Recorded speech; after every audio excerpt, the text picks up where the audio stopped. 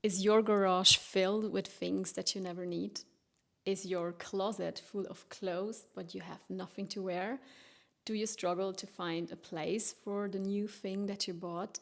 Then it's probably time to declutter. And it is one thing to declutter the old toaster that you never use, but it's a completely different story to declutter things that you are emotionally attached to. That's why in this video I'm giving you 5 practical tips that will help you to declutter. Hi, nice to have you here. My name is Dolores and I'm a psychological counselor in training. I also hold a university degree in education and psychology.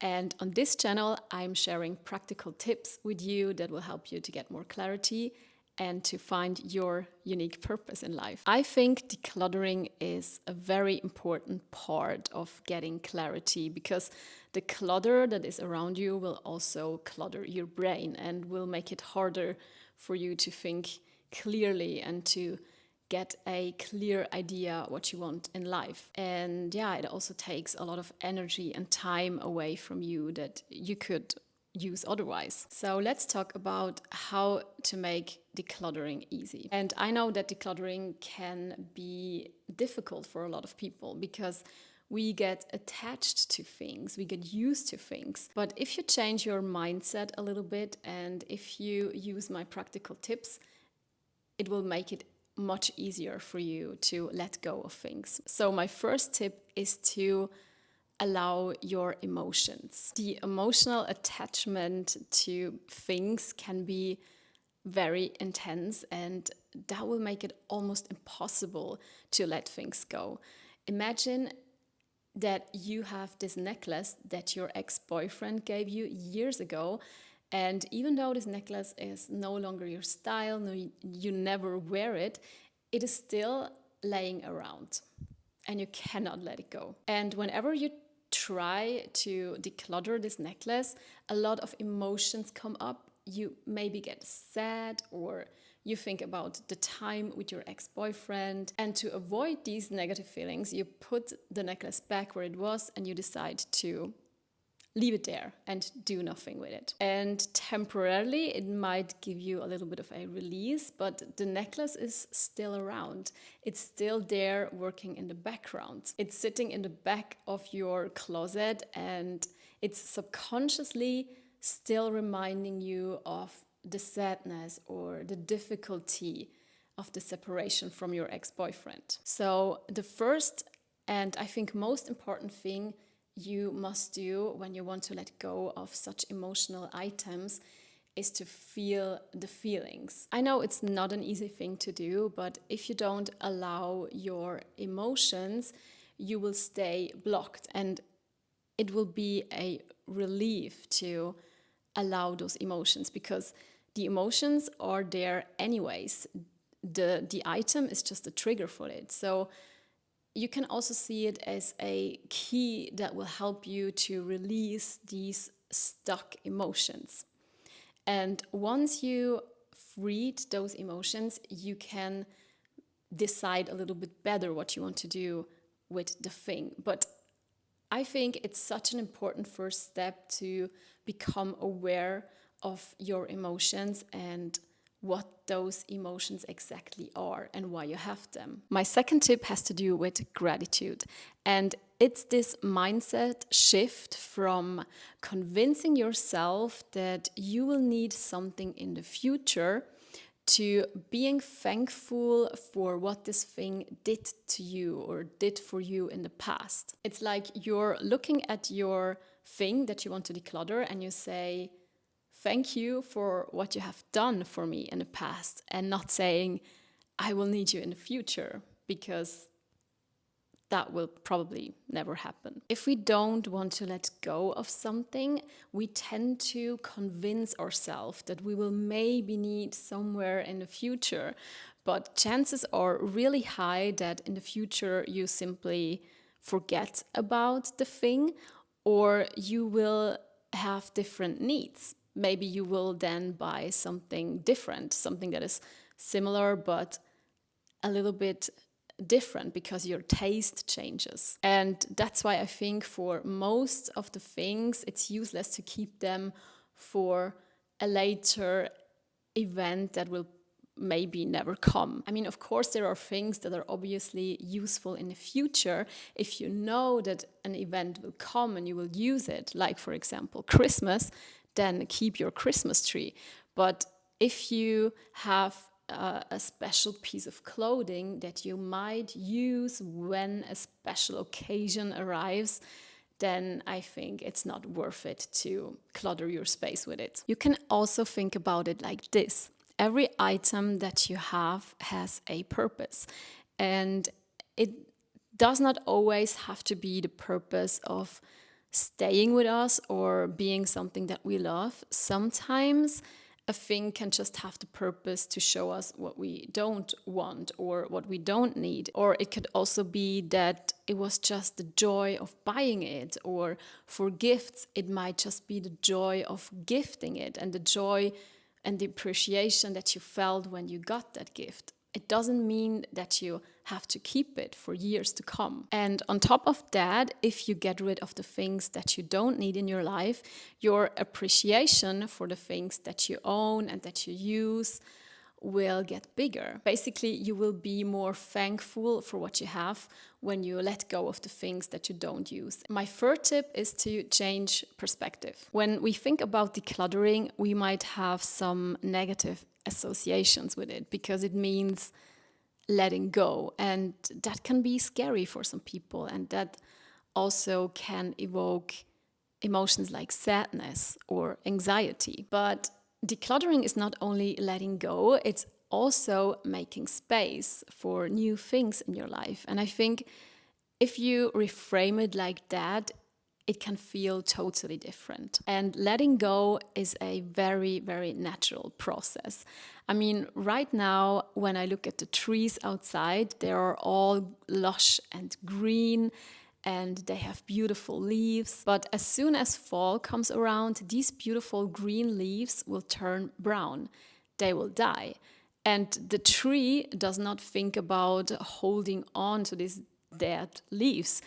They will let go of those leaves. And it's a very natural process. So there is no question about it. What is dead, what is no longer beautiful, has to go back to the earth and serve its purpose there. And this is a natural cycle that you can see everywhere in nature.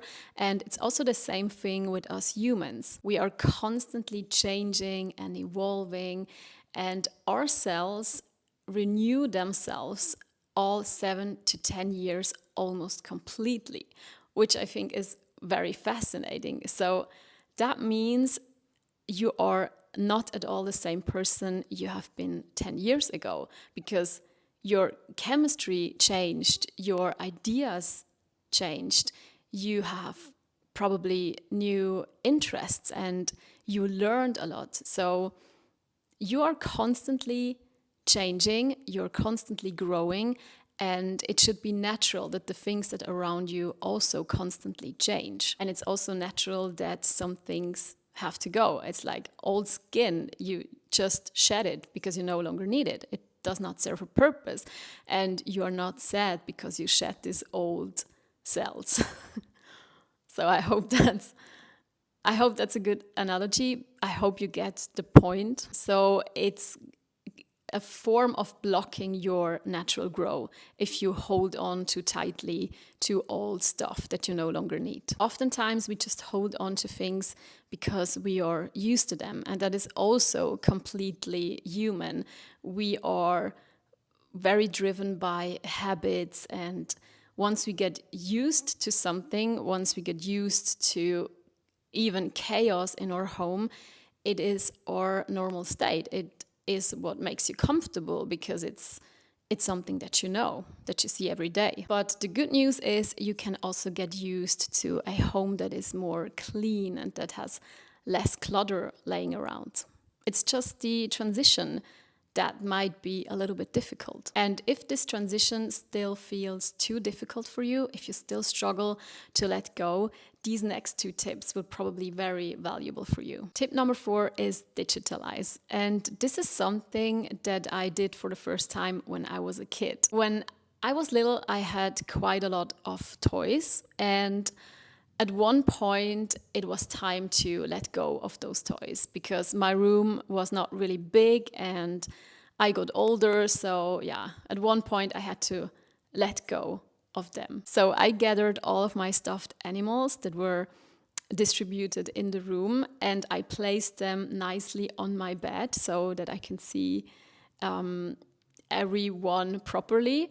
And then I took a picture of them. And after that, it was a lot easier for me to declutter them because I knew that I had this picture and I could always look back and remind myself of my beloved stuffed animals. And I have this picture until today. It does not take a lot of space and it always makes me smile when I look at it because it brings back nice feelings and it's like a little window into the past where I can see my old room and my toys. And yeah, that's something that I think is very valuable. And why should we let go of things that bring us joy, obviously? The problem is just that if we accumulate too many things from the past, it can get too much. It can get overwhelming and your home will look cluttered and will make you feel bad. So digitalizing is a great way to reduce the amount of stuff that is around while still keeping the nice memory. Because here's the thing, it's not your item that holds the memory, it is your brain. The memory is stored within you, and by decluttering something, it will not go away. The thing that you keep is just an anchor for the beautiful memory that you have. And you can reactivate the memory by just looking at a picture of it. Or maybe it can also be a sound, something that you record, or it can be just a little piece of something. I remember that one time I had trouble to let go of a shirt that I wore on a first date. I found it so nice to keep it, but I thought, why keep a whole shirt to keep this memory? So I cut out a little piece of it and it still brings me the exact same memory and I don't have to waste a lot of space. So there are many ways where you can reduce the space that take your emotional items. And digitalize is one thing, but as I just mentioned, you can also keep something physical. And that brings me to my next tip, which is keeping a memory box. Because yeah, I know sometimes it's nice to hold something physical in your hand from the past, to smell it, and yeah, just to have this sensual experience. So there's absolutely no need to get rid of all your old things, of course. So it can be very nice to store a box with your keepsakes. It is also a great way to give yourself some time because decluttering is a process, especially for emotional things. It makes no sense to force yourself. Really take your time and declutter only when you are ready. And sometimes it can be helpful to not completely declutter something, but to store it in a box temporarily. I also do keep a memory box, and from time to time, I go through my items, and sometimes I discover items that are completely meaningless for me at this point. I cannot even remember why I kept them, and they are absolutely useless. I don't feel anything if I touch them. So I think that is a clear sign to let something go. So sometimes it's just letting time go by, just giving yourself some time to process all the memories that are attached to a thing. And when you revisit your things after a couple of years, it might be so much easier to let them go. I would also recommend that you stick to a certain size of box, because otherwise, of course, you can accumulate 10 boxes and that is not really the idea here. The idea is really to keep only the things that are most important to you and to keep it small and to keep it manageable. I think keeping a memory box can also be a beautiful reminder for yourself of who you were back then and who you have become, because your things are telling your story. And I think it's very nice to see how we develop, how we grow. And when you manage to let go of certain things, you can also let go of old stories, old people that are no longer serving you in your life. And this is incredibly freeing, and it will also help you to define who you are right now and what you want right now. So I really hope that these tips are helpful for you. And I want to wrap this up with a little analogy. So imagine you are a hiker carrying all your stuff in your backpack. What would you do if the backpack gets too heavy? Of course, you would get rid of some things because you don't want to carry all this unnecessary stuff with you. You would only carry with you what is absolutely necessary, because otherwise the journey would get very hard and very exhausting. And with every step, your backpack would feel heavier and heavier. So choose wisely what you pack in your backpack. And if you need some more help along your decluttering journey, have a look at my playlist that is called Decluttering and Organizing. And there you will find a lot of inspiration to declutter and a lot of practical tips to let go of things that you don't need. Thank you so much for watching, and I will see you there.